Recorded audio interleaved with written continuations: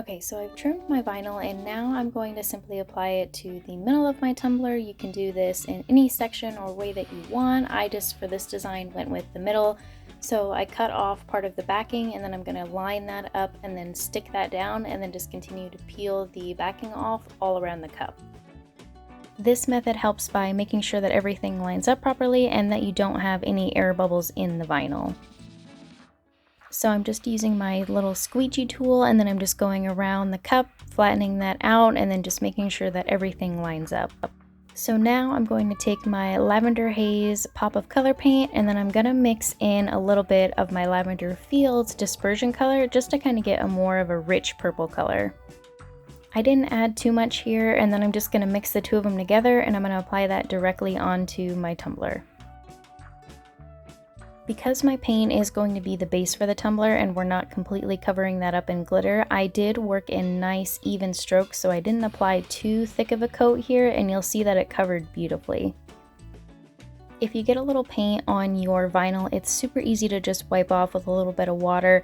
You could also just use some masking tape and cover that vinyl up. Just be careful that it doesn't try and pull up your vinyl when you're working.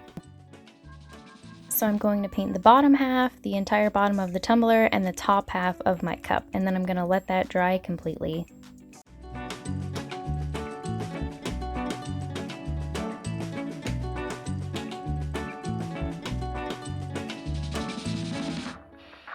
So I went ahead and mixed up 10 milliliters each part A and B epoxy, and then I've added my glitter to it. In the video I did use Frozen, however included in the crate is Sterling Snow, which is just Frozen's little sister. It's just a little bit smaller, more of a fine cut. You'll know if you haven't worked with it before that it goes everywhere, so just keep that in mind when you're opening it up. And I also mixed a little bit of Jewel in there, which is kind of hard to see in this video, but you'll notice towards the end or once you apply it yourself that there really is such a subtle sparkle to it. It's so gorgeous in person. And I'm only going to apply this to the bottom of the tumbler and then the top half of the tumbler. I'm not going to apply it on my vinyl, so I am doing a bit of a thinner coat here. Once that's all covered, I'm just going to pop that on the turner and then let that cure, and then we're ready for the next step.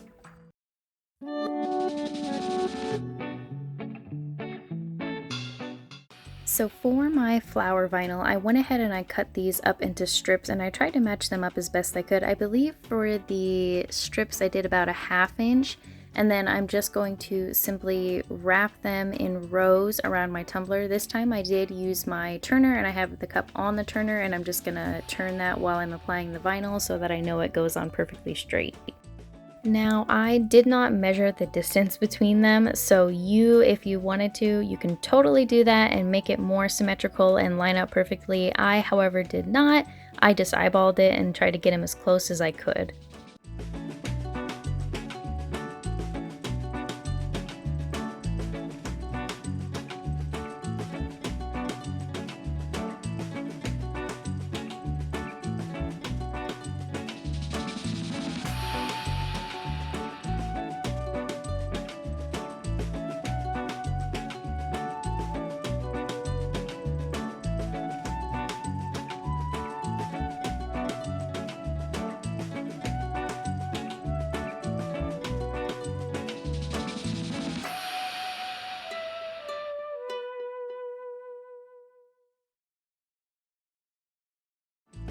So once my strips are on, what I went ahead and did is I took a thin purple washi tape and I just went around the edges between the vinyl and the epoxy just to kind of hide that so it wasn't as harsh.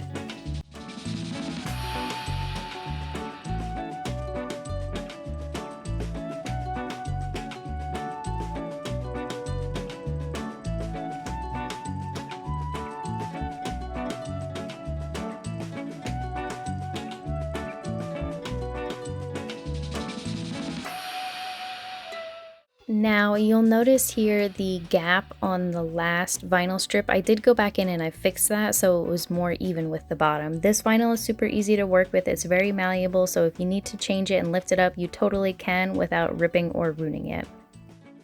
So then I went back and I took a even thinner washi tape strip, and then I just went and I outlined the edges of the vinyl. This totally isn't necessary, however, I found when it was all said and done that it really did make such a difference. Now you can also do this with vinyl, so if you have a pretty vinyl that you want to use and you want to outline your pattern vinyl with that, you can definitely set your cut settings on your Cricut machine or your Silhouette machine, and you can cut the vinyl strips and apply it that way as well. The washi tape is just a little bit easier because it's on a roll, so you can kind of control it more without having to worry about if everything is lined up perfectly. So for someone like me who can't line anything up straight, the washi tape was a lot easier to just kind of wrap that around the cup.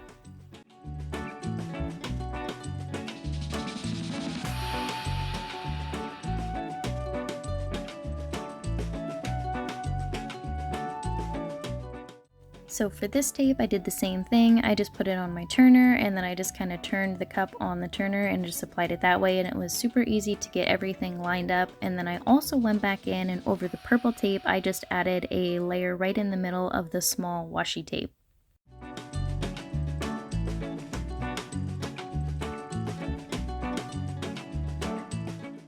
Now for my decal, so I did use a clear water slide for this just because it fit perfectly and it went really well with the cup. However, you can absolutely use white water slide and do a design that way, or you can come in just with a vinyl quote, would look really good for these middle sections.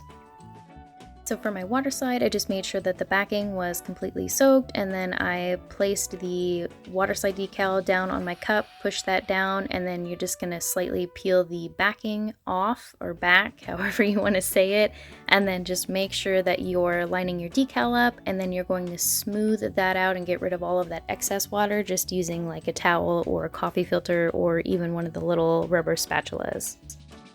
You want to make sure that you at least give it 30-35 minutes for that to completely dry before we move on. So quick coat is not something that you typically see me use in a lot of my videos. However, this, because of the washi tape being so thin and this only having one coat of epoxy, I really didn't want that tape to peel up. So I did apply a thin-ish layer of quick coat over the entire tumbler before I moved on to epoxy. The quick coat is just going to help seal everything in place so that when we epoxy we don't get any dimples or none of that vinyl pulls up.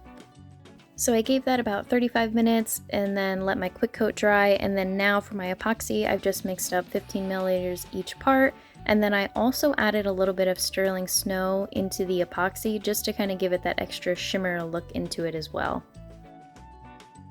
So we're going to apply that over the entire tumbler, don't forget the bottoms, and then we're just going to let that cure, and then after that's cured you can do your final coat, and that's it. Only 3 coats of epoxy on this, guys, and look how cute it turned out.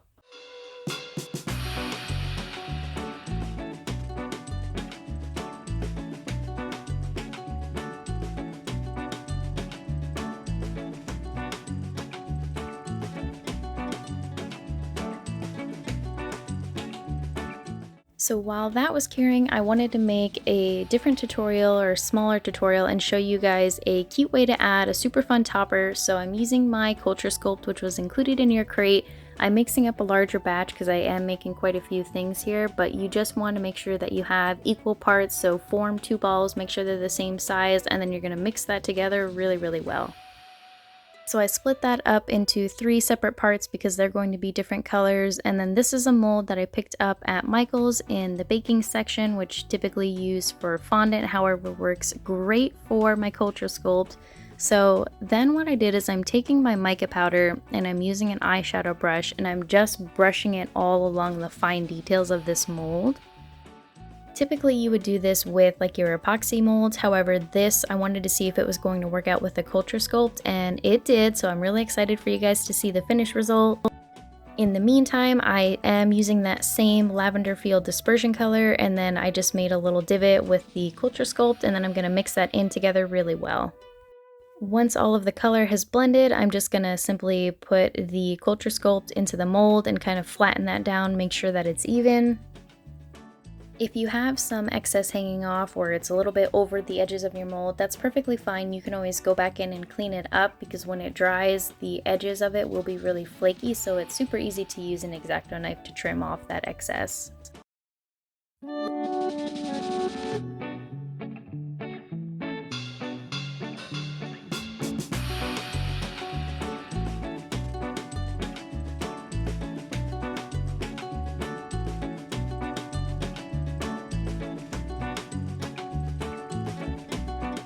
So for a second topper option, this is a larger mold that I got in the soap section in Michael's. So I wanted to try this out to see how this topper would look. So I'm mixing up one batch of the Culture Sculpt with my peach dispersion, and then the second batch I'm using my neon or strawberry pink dispersion color, and then I'm going to mix that in really well, and then we're going to blend those two colors together.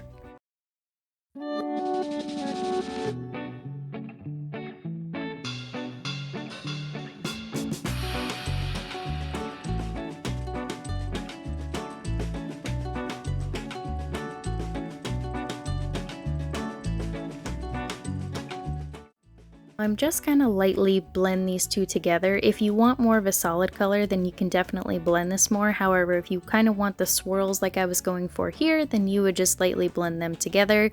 And then we're just going to press that down evenly into the mold. Now for this mold, because we are working with a 24 plump, I am using our extra small base topper, and then I wanted it to stick already without having to epoxy it to my topper. So what I did, because it fit perfectly, is I took the topper and then I made sure to kind of push that down just slightly so that it did stick to the mold. So I let that cure for about 4.5 to 5 hours, and then it's ready to demold. This, because I only let it go for about 4 hours here, was still a little tacky and bendable. So if you wanted to apply these directly to your cup, you totally could before they completely cured. You could just kind of press them onto your cup and then they'll still be bendable and you'll be able to work a little bit more with them. So because the mica color that I chose was a little bit lighter, it's hard to see in the video, but it kind of gave the outlines like a gold dusting, so it turned out really pretty, and I would definitely recommend that method. For my flower topper, I just demolded that, added my magnets, and then I did brush a little bit of that gold mica right on top. And that's it. Thank you guys so much for watching. I hope you enjoyed, and I can't wait to see what you create.